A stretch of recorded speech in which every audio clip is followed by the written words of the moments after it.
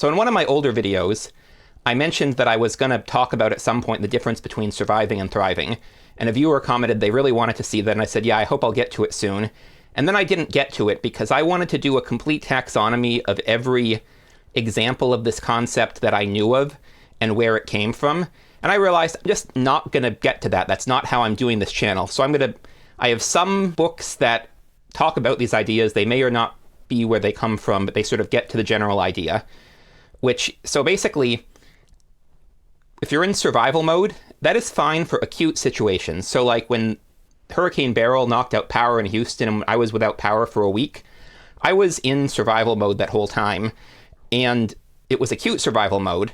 And I found things actually easier than it had been the week before and the week after when I had to go back to work, where I was in chronic survival mode, because we were not really meant to operate on survival mode, where you're just thinking about survival mode, you're just thinking about what's the next thing I do to get me through the day. And you might have long-term goals, but it's very hard to actually try to get to them if it's just, I can barely get through the day, much less make progress for the long term.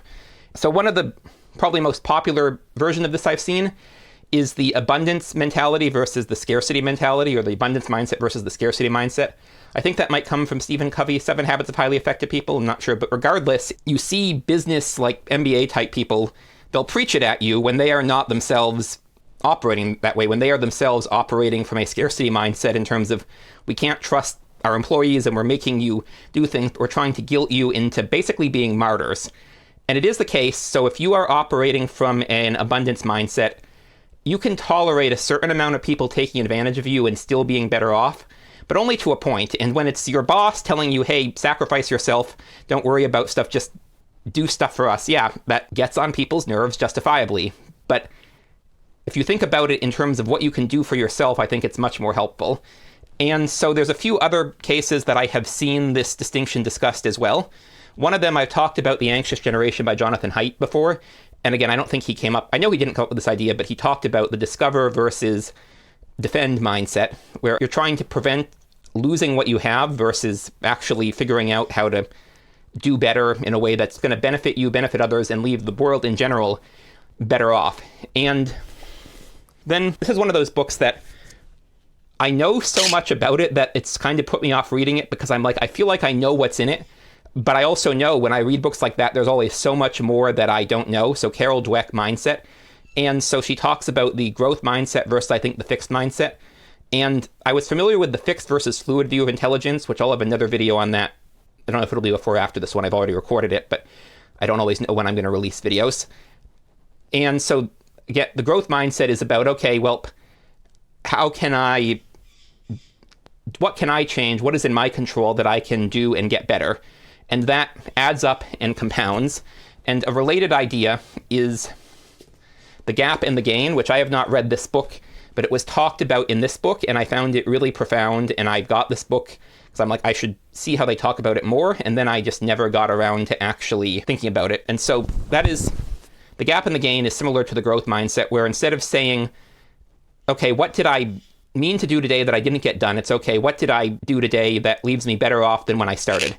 And when you focus on that, it becomes becomes a virtuous cycle as opposed to a vicious cycle, as long as you have the resources to figure it out. And that's the thing, obviously, right, is if you are worried about, do I have the money for tomorrow, it becomes hard to do.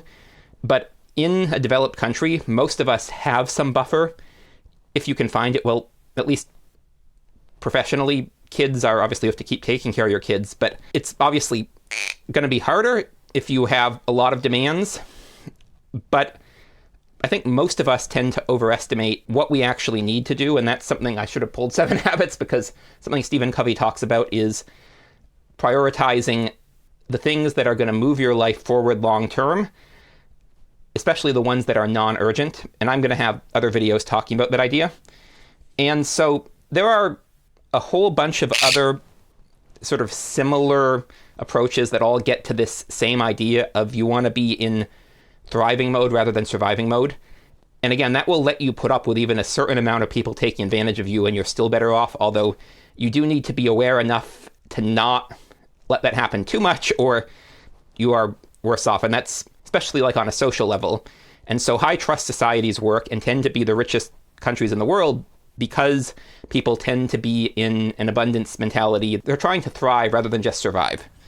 And this is not finite and infinite games. The infinite game is a little bit different. It's closely allied to all these ideas, but it also intersects with other things too. It's closely allied to Kimberly Crenshaw's idea of intersectionality as she actually presented it, as I said in a previous video. It's also very similar to C.S. Lewis's ideas in The Great Divorce, but it's kind of different from all of them. But all of these ideas are still about basically, if you focus on, instead of worrying about what you're going to lose, if you think about what you could have and try to figure out how you could actually get more in a non-zero-sum context. If you're like, okay, I want to get what someone else has, obviously they're going to likely defend that, and one of you is going to win. It might be you, it might not be, but the costs are going to be much more than how do I get something by producing something. And so this is just sort of an introduction to the topic, and I'll have more to say. One of my videos soon I'm going to be talking about, I'm going to actually start a publisher, which is kind of connected to some of these ideas. And I'll have more to say as I go on, but I said I would talk about that, and so I'm talking about it a little bit more. That, again, it's hard to get there. Like, at least for me, like, I need time to recover, to recharge, and to figure things out before I can really start feeling confident in a discover mindset, in actually thriving. And it's very easy to knock me out of that. I am also someone who, it is my default state to be in that state, so given the opportunity, I will get back there. Other people where it's not, you may have to work more. But other people are also less prone to being knocked off, because as an autistic ADHD person in New England, with a mother who was frustrated by me and was not the child she wanted, I was deeply insecure and very much doubted myself, and had to I've had to relearn that confidence. And often people have encouraged me to do it, and then I've had stuff that's knocked me back, and other people have sort of said, well, this is proof you should be trusting other people over yourself. And generally that goes very badly for me. I would not have got this fat if I had trusted myself over other people. I probably would have been self-employed already if I'd trusted myself other people and put a little bit more into that. There's a whole list of things where I would probably be better off if I'd done that, but I'm doing that now. And I have the advantage of, it is kind of my default to be in the discover mindset, in the abundance mentality by default, because I don't know how much of it's genetic, how much of it's cultural, because New England is a high trust society, especially rural New England where I come from, that has a lot of that. But it is, for whatever reason, I am predisposed to thinking that way. And so I bounce back. But I think most people should be able to figure out how to do it. I don't necessarily know how, but I might have tips in future videos or comments to this video. We'll see. But anyways, thanks for watching. I'm Magpie. This is Leela, and we'll see you all next time.